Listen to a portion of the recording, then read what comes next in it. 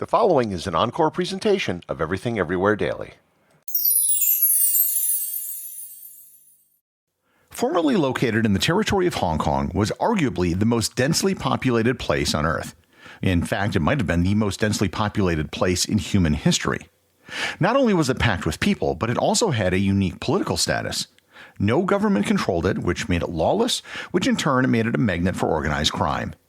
Learn more about the Walled City of Kowloon, one of the most dangerous and densely populated places in history, on this episode of Everything Everywhere Daily.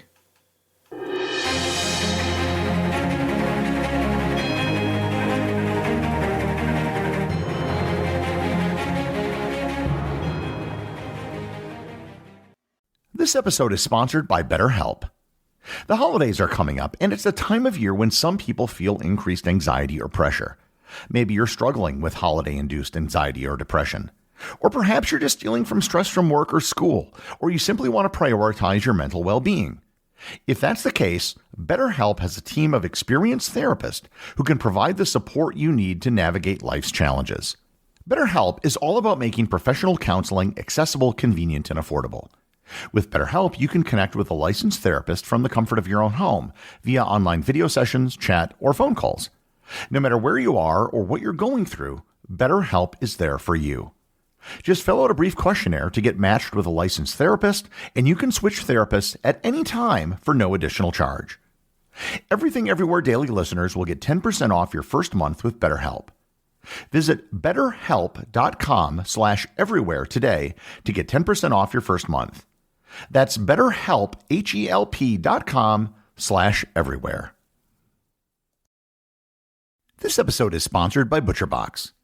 It's that time of the year when we soon will be settling in to watch college bowl games in the NFL playoffs. When you get your friends together to watch the games, there's no better food to serve than chicken wings. And if you're going to have chicken wings, why bother serving wings from a pizza delivery service or a sports bar when you can serve the best wings around? ButcherBox has free-range, organic chicken wings. When I make wings, I just put them in my air fryer for 18 minutes at 400 degrees, and they come out perfect. You can add whatever sauce or seasoning you prefer, but I'm happy with just plain old salt and pepper. Sign up today at butcherbox.com/daily and use code DAILY to get free chicken wings for a year. That's 3 pounds of free-range organic chicken wings, free in every order for a year when you sign up at butcherbox.com/daily and use code DAILY. To understand what the Walled City of Kowloon was, it's necessary to understand the history of Hong Kong, because the two are intimately tied to each other. The Walled City began its life almost 1,000 years ago as a fort built during the Song Dynasty. The fort and the Hong Kong harbor were used for trading salt with neighboring countries. It was a minor outpost in Imperial China for centuries and never warranted much attention until the 19th century. The 19th century saw the arrival of Europeans who wanted access to the large Chinese market for trade. The Chinese, who for centuries had been isolated from the rest of the world, found themselves at an extreme disadvantage in firepower when it came to negotiating with the Europeans. The Europeans were able to strong-arm the Imperial Chinese government to sign several unequal treaties, including the Treaty of Nanking in 1848, which ceded control of Hong Kong to the British. In 1898, another treaty was signed, the Convention for the Extension of Hong Kong Territory, which ceded the territory of Hong Kong and more territory to the north, known as the New Territories, for 99 years. The one thing the Chinese were able to get in the treaty was an exemption for the fort, which was located on the Kowloon side of the harbor. The fort was known as the Walled City. At the time of the handover, it had a population of 700 people, and its size was just 2.6 hectares, or 6.4 acres, or 0.00969 square miles in area, and it was the sovereign territory of China. So the Walled City was, when modern Hong Kong was established, an old fort that was a Chinese-controlled exclave totally surrounded by British Hong Kong. In 1899, the British invaded the Walled City over concerns that the viceroy installed there was planning to destabilize British rule. When they entered without resistance, they found that almost everyone was gone except for 150 civilians. The British claimed control over the Walled City, not that it really meant much in the big scheme of things. In 1912, the Qing dynasty fell, which was the beginning of several decades of political upheaval in China. No one in China was really too concerned about a couple of acres in Hong Kong when there were far bigger issues to worry about. The walled city was mostly a tourist attraction for the first part of the 20th century, and it also became known as the Chinese City. The British announced that they were going to demolish the dilapidated buildings in the walled city in 1933 and move the residents to new housing. But the nationalist government in China objected, claiming their rights under the 1898 treaty which ceded Hong Kong to the British. Demolitions went ahead, and by 1940 there was nothing left but a school and the old walls. When the Japanese occupied Hong Kong, they tore down the walls, leaving next to nothing of the original structures. After the war, the Chinese government again very emphatically reestablished their claim over the walled city.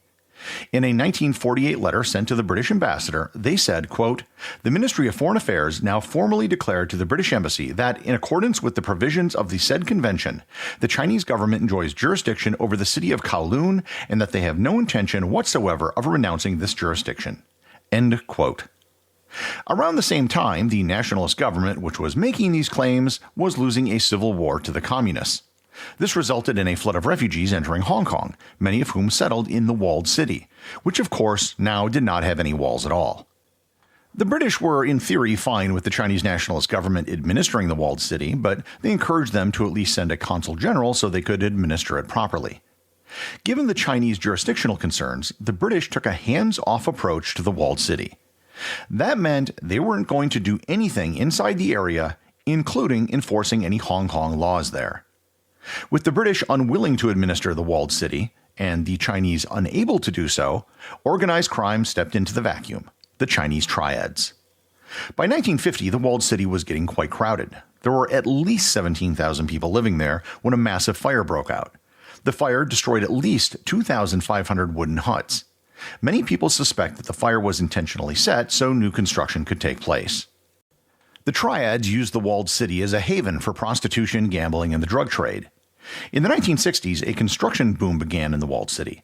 As there was effectively no government there were no building, fire, or electrical codes as well.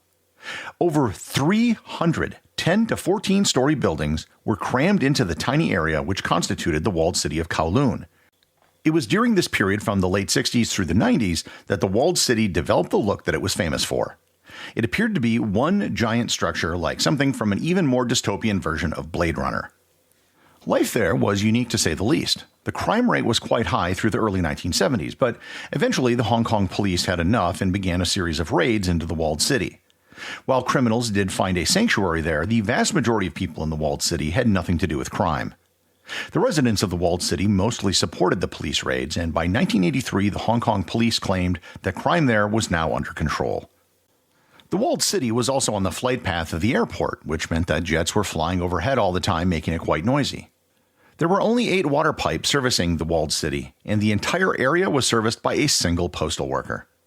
There were numerous unlicensed doctors and dentists who worked in the walled city, and there were rows of dentist shops on the ground floor of the buildings which faced out.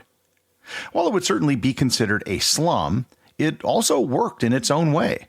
The people who lived there had to work together to make the water and electrical systems work. Pipes and wires could be seen everywhere. In the alleys between the buildings, which never got sunlight, there was almost always water dripping, which caused many residents to take an umbrella everywhere. The walled city also had schools, medical clinics, childcare, and other services. At its peak, sometime in the late 80s or early 90s, it was estimated that 50,000 people lived inside the walled city of Kowloon. That would give it a population density of 1.9 million people per square kilometer, or 5 million people per square mile. To put that into perspective, the island of Manhattan has only 70,000 people per square mile, and Kowloon today has a population density of 43,000 people per square kilometer, or 111,000 people per square mile. By the early 1980s, the communist government in China, despite continuing to claim jurisdiction, really didn't want anything to do with this mess. In 1983, the British and Chinese established their intent to tear down the walled city, and they announced the plan in 1987. The new plan was to build a park on the site. However, this was easier said than done. They basically had to forcefully remove everyone who lived there. Compensation was given to residents to let them resettle, but not everyone was happy with the situation. It took 9 months between November 1991 and July 1992 to evict everyone. As people began leaving, and before demolition took place, architects went in to study how the walled city managed to function, and they were amazed at the ingenuity used to provide services to their residents. Local Hong Kong architect Aaron Tan did his graduate school thesis on the walled city. He wrote, quote, "I was fascinated. It was like a piece of machinery that worked very well. The demolition was like taking the machine apart. The first time you could actually see what was inside. It was a real humbling process for me as a designer when we met this walled city. We started to see that people could be more intelligent than us, the designers, that they could think of ways to solve problems that are outside the traditional academic world." End quote. The demolition took place over the course of a year from March 1993 to April 1994. Today, the Kowloon Walled City Park is located on the former location of the site. If you visit, you'd never know what was once there unless someone told you. On July 1st, 1997, Hong Kong was handed over from the British to the Chinese, and the whole jurisdiction over the land became a moot point. The walled city of Kowloon is long gone, but you can at least get a taste of what it was like if you visit the Chungking Mansion on Nathan Road in Kowloon. Granted, it's a far cry from the walled city, but it is one enormous building that has a motley collection of guest houses, restaurants, residences, and shops. And I've actually stayed in the Chungking Mansion twice. And despite its low-cost reputation, you can find some of the best South Asian and Middle Eastern restaurants in Hong Kong there. But it's no walled city. Even in densely populated urban areas in developing countries such as Sao Paulo, Mumbai, or Lagos, you are unlikely ever to find something like the walled city again. And that's probably a good thing. The walled city of Kowloon was the result of a unique geopolitical situation. And that means the walled city of Kowloon will remain a singular event that occurred at a particular place in a particular time. The executive producer of Everything Everywhere Daily is Charles Daniel. The associate producers are Peter Bennett and Cameron Kieffer. I wanted to give a big thanks to everyone who supports the show on Patreon. Your support helps me put out a new show every day. And if you're interested in Everything Everywhere Daily merchandise, Patreon is currently the only place where it's available. And if you'd like to talk to other listeners of the show and get notified of future episodes and projects, please join my Facebook group or Discord server. Links to everything are in the show notes.